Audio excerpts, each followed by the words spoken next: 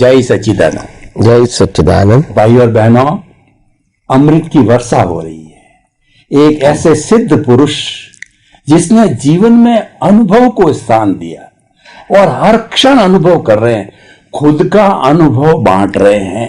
तो आपके जीवन के अंदर इतना बड़ा अनुभव है और वो हमको सबको फायदा मिल रहा है ताकि हमारा जीवन सार्थक बने।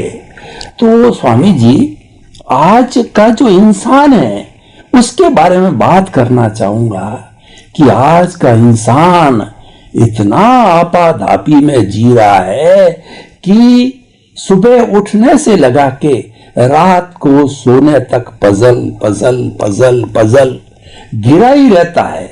कई बार आप जैसों का जो उपदेश भी मिलता है कि भाई जीवन में आपाधापी क्यों कर रहे हो, जो है उसको स्वीकार कर दो, लेकिन वो स्वीकार नहीं करता, संतुष्टि नहीं रखता।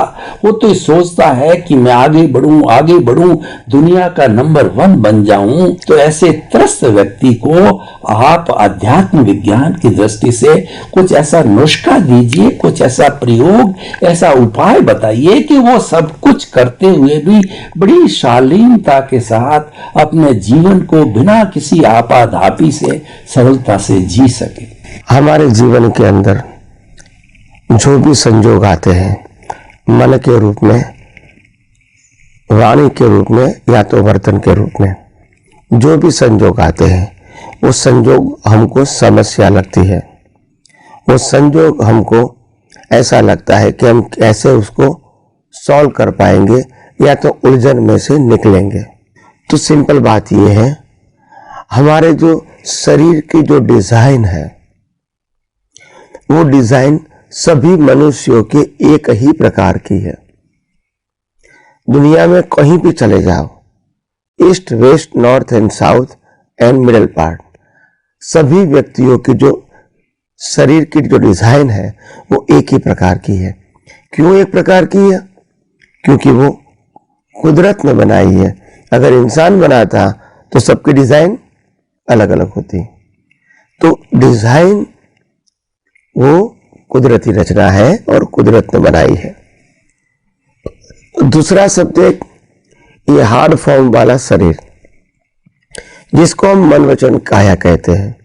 ये मन वचन काया वो 5 महाभूतों से बना है, पृथ्वी, जल, वायु, अग्नि और आकाश। ये 5 महाभूतों भी कुदरत का है, यानी हार्ड फॉर्म भी कुदरत ने बनाया है। डिजाइन कि मनुष्य ऐसा होना चाहिए, ये डिजाइन ही कुदरत की है। रॉ मटेरियल भी कुदरत का, 5 महाभूतों का। फिर कुदरत कहती है कि मेरे को ये शरीर तो बना दिया, अभी उनको 100 साल तक जिंदा रखना है। तो हम कहेंगे 100 साल तक क्यों जिंदा रखोगे? तो क्या कर्मों के भुगतान के लिए। तो जब कुदरत को ये शरीर को जब 100 साल तक जिंदा रखना है तो उनको नेसेसिटी चाहिए, हवा, पानी और खुराक, वो भी कुदरत प्रोवाइड करती है। फिर प्रश्न उठेगा, इतना लंबा आयुष्य से क्या मतलब है? तब कुदरत कहती है तुमको कर्मों की भुगतान करना है, इसीलिए हम आपका आयुष्य लंबा कर देते हैं। तब इंसान प्रश्न करता है कि भी अगर हमने कर्म किए, इनकी आप भुगतान देंगे, मगर कर्म क्या किया है वो तो हमको मालूम नहीं है। तब कुदरत कहती है आपको एग्जाम देते समय ही ध्यान रखने की जरूरत है, रिजल्ट तो हमको देना है कुदरती कानून और कुदरती रचना के रूप में। इसमें आपको कोई अटेंशन देने की जरूरत नहीं है। जैसे स्कूल और कॉलेज में बच्चे परीक्षा के समय, उत्तर देते समय ध्यान रखते हैं, बाद में जब एग्जाम खत्म हो जाती है टीचर को हम अपना उत्तर पत्र दे देते हैं, बाद में सभी रोल टीचर का हो जाता है। ऐसे हमारे जीवन के अंदर भी टीचर जो भी रिजल्ट देंगे हमको स्वीकार करना पड़ेगा। ऐसे यहाँ भी हम जो कुछ भी कर्म करते हैं उसका फल कुदरत हमको नेक्स्ट बर्थ में देता है, वो भी कानून से, अपनी मर्जी से नहीं।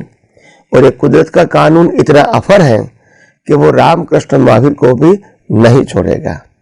इसीलिए ये कुदरत का कानून से हमारा पूरा जीवन चलता है। तो पूरा जीवन हमारा कुदरती कानून से चलेगा तो कहने का मतलब यह है कि कर्मों का फल देने का जो संजोग है वो भी हमको कुदरत प्रोवाइड करेगी। तो पहले डिजाइन कुदरत की, फिर मन वचन काया उनका रॉ मटेरियल कुदरत का, फिर 100 साल तक जिंदा रखने के लिए हवा पानी कुदरत, खुराक कुदरत का, फिर 100 साल जिंदा क्यों रखते हैं? कर्म के भुगतान के लिए, मगर वो भुगतान के संजोग कौन देंगे? वो भी कुदरती रचना। और लास्ट में श्वास बंद कौन करेगा? वो भी कुदरत करेगा। हमारी मर्जी से हम नहीं श्वास बंद कर सकते हैं। तो जन्म से मौत तक मन वचन काया की सभी अवस्थाएं कुदरती कानून के मुताबिक है। तो मन वचन काया और 5 इंद्रियों से अनुभव में आती पूरी सृष्टि को हम कुदरती रचना देखने में क्यों हिचकिचाहट करेंगे? आखिर यही तो सनातन सत्य है। मगर हम ये विज्ञान नहीं जानते हैं और इसीलिए हमारे मन वचन काया का हम मालिक बन जाते हैं, हमारे मन वचन काया को हम चलाने वाले बन जाते हैं और जो भी भुगतान आती है उसका भुगतान करने वाला मैं हूं ऐसा हम मान लेते हैं। और सामने वाला भी जो कुछ सोचता है, बोलता है, करता है वो करने वाला है ऐसा हम मानते हैं। इसी का एक नाम है देहाध्यास, दूसरा नाम है अज्ञान। जब आपने ये अज्ञान को मिटा के ये विज्ञान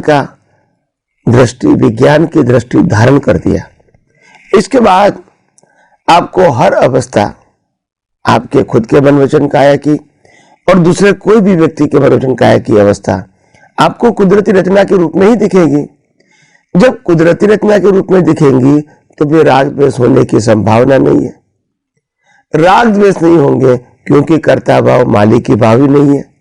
जो क्रिया होगी उनकी शक्ति और संजोग भी कुदरत देता है और जो व्यक्ति या वस्तु देगी उसका संजोग भी कुदरत देता है। तो यह कर्ता भाव और मालिकी भाव खत्म हो जाएगा और जब ये खत्म हो जाएगा अपने आप आपका जीवन शांत, सरल और सहज हो जाएगा और दृष्टि में आपकी वितरागता बनी रहेगी। तो इसीलिए ये देहाध्यास मिटाने का और आत्मा का अध्यास पक्का करने का एक ही रास्ता है। मन वचन काया तीनों को जन्म से मौत तक हमारा और दुनिया की कोई भी व्यक्ति का कुदरती रचना देखो, यही हर समस्या का परमानेंट सॉल्यूशन है। फिर इसमें मैंने किया, आपने किया, मेरा है, तेरा है, अच्छे विचार आए, बुरे विचार आए, हम जबान अच्छी बोले, बुरी बोले, क्रिया अच्छी किया, बुरी किया, ये सब्जेक्ट रहेगा नहीं। और सामने वाला व्यक्ति भी अच्छा बुरा व्यवहार करेगा, वो सब्जेक्ट नहीं रहेगा। क्योंकि एक ही विजन मन वचन काया की अवस्था मात्र कुदरती रचना है और पूरे ब्रह्मांड के व्यक्तियों की मन वचन काया की अवस्था कुदरती रचना है। तो ऐसे देखते रहोगे तो आपकी दृष्टि अवश्य परिपक्व होगी और आपको देहाध्यास मिटा के देहाध्यास से मुक्त रहने का जो आपका अनुभव है, देहाध्यास मिटा के मुक्त रहने का, मन वचन काया से मुक्त रहने का, वो जितना पक्का होगा इतना आपका आत्मा के ऊपर आत्मविश्वास बढ़ता रहेगा।